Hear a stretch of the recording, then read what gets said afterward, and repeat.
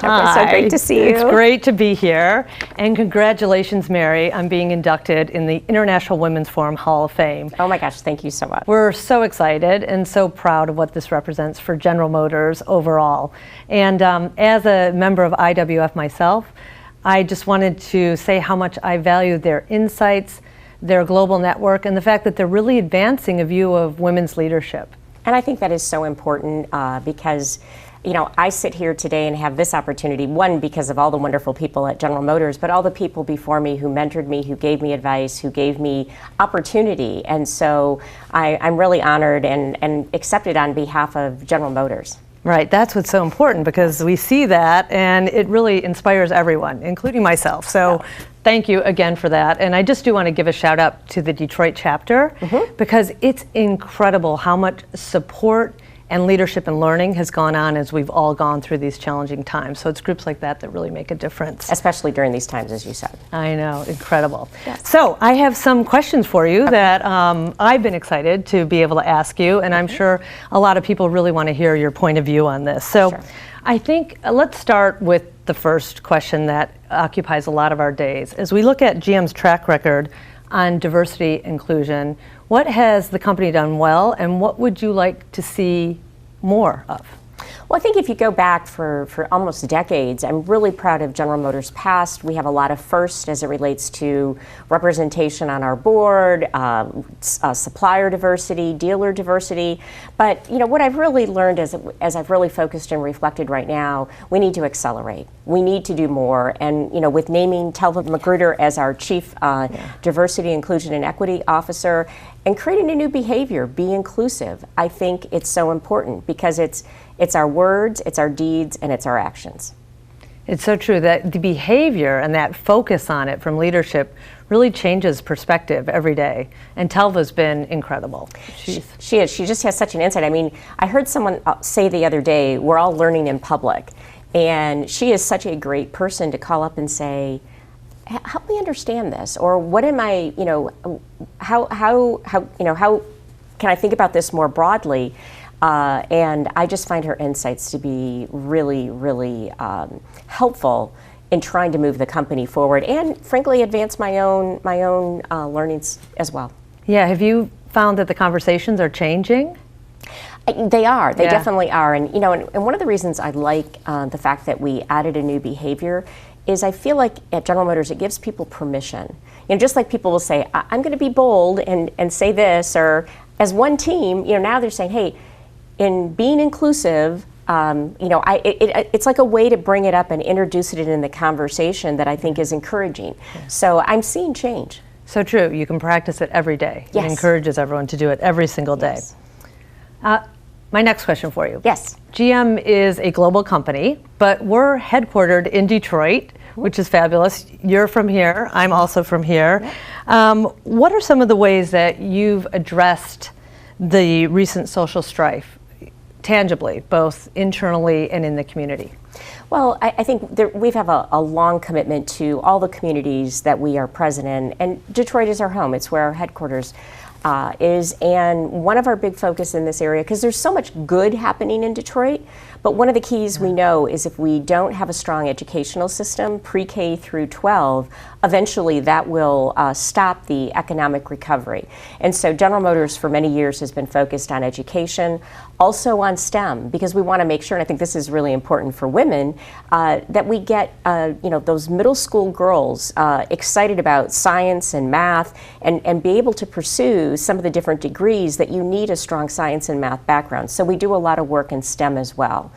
Then when the pandemic hit, you know, it made me so proud, because General Motors just jumped into action with the work that was done to build ventilators and masks. And you know, we've now made millions of masks and built 30,000 ventilators for the nation's stockpile. So I'm really proud of everything that the team has done.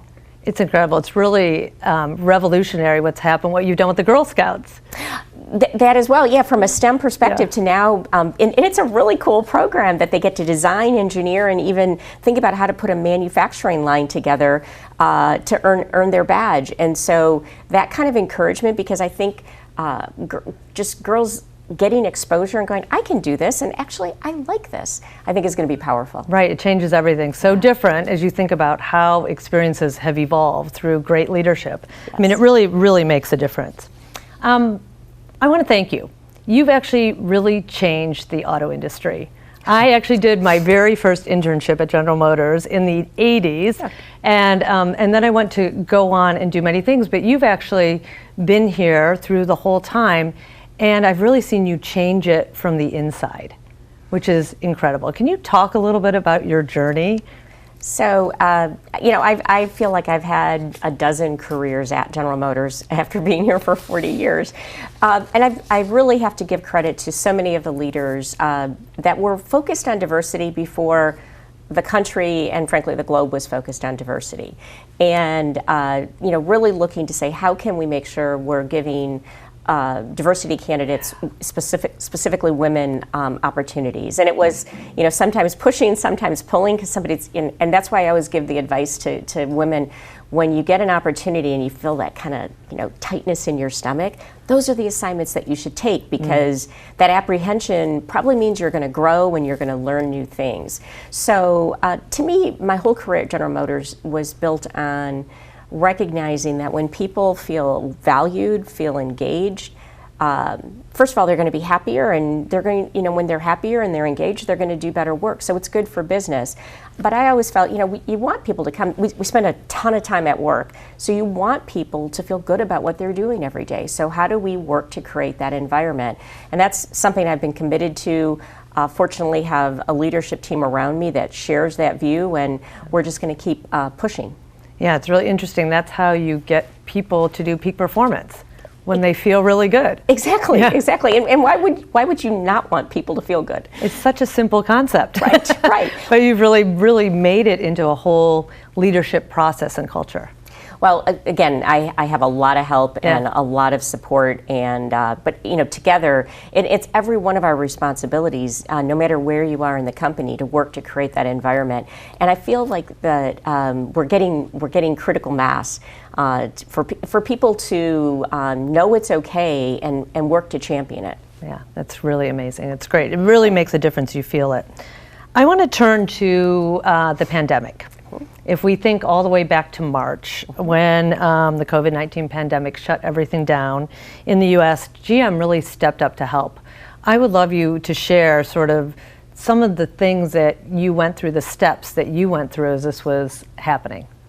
Well, I'll never forget when I got the email from Ken Chenault. And Ken Chenault, retired chairman and CEO of American Express.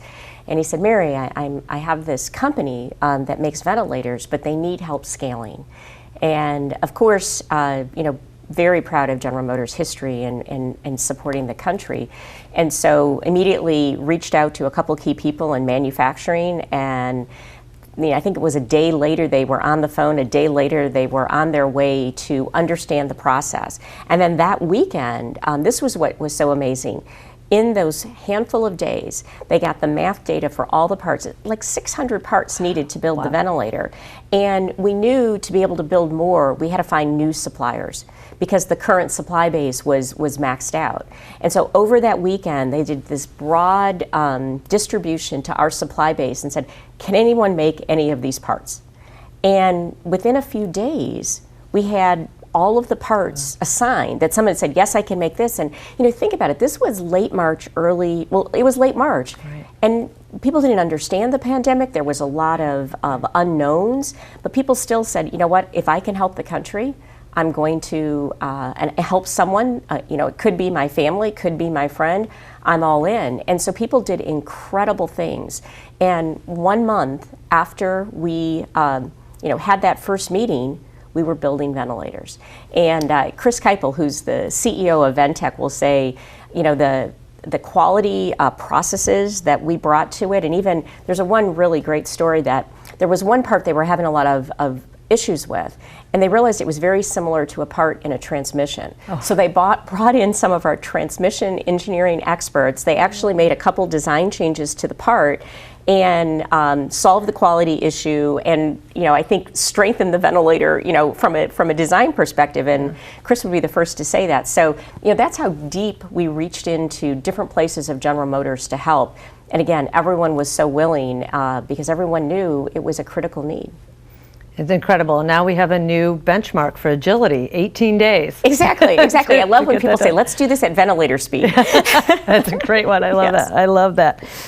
Here's a question that we often ask, because General Motors acted very quickly and early to keep all of its employees safe, instituted safety protocols that are used in communities throughout the world and throughout the country. When did you know, and how did you know? From a safety perspective? Yeah, that we needed to act. Well, safety is so core to the culture at General Motors, and to me, safety is our overriding priority, and it's because our people are so important.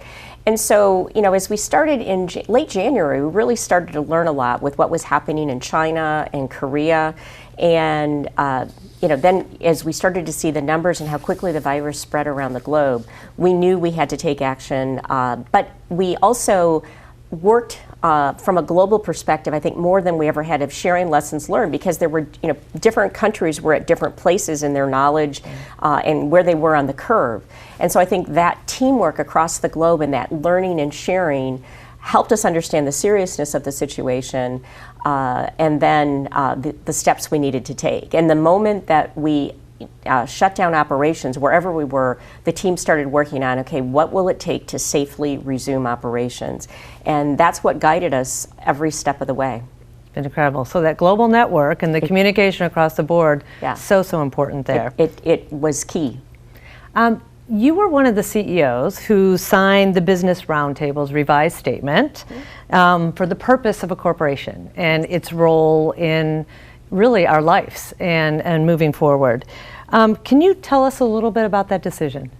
Well, when I stepped back and looked at, the statement that the Business Roundtable had was fairly, had been done many, many years ago. And so they felt it was time to update it. And so as we started to work on and review it, I looked at it and said, okay, when we look at our stakeholders, our employees, our dealers, our suppliers, our communities, our unions, they are all very important constituencies. And if you take a long-term view, if you're not doing things that are in the best interest and looking for partnerships, looking for win-wins, you're not going to deliver long-term shareholder value. So I saw, what they called stakeholder capitalism as being very important to achieve, I think, what our investors want us to achieve, which is long-term growth, opportunity, sustainability, and of course returns, but done the right way. And so I thought, to me, it really captured the way I think the company was already behaving. Yeah, so much good can happen out of that, and so much success for the business. Absolutely. As a student of business for many, many years, I always like to look at how people use power.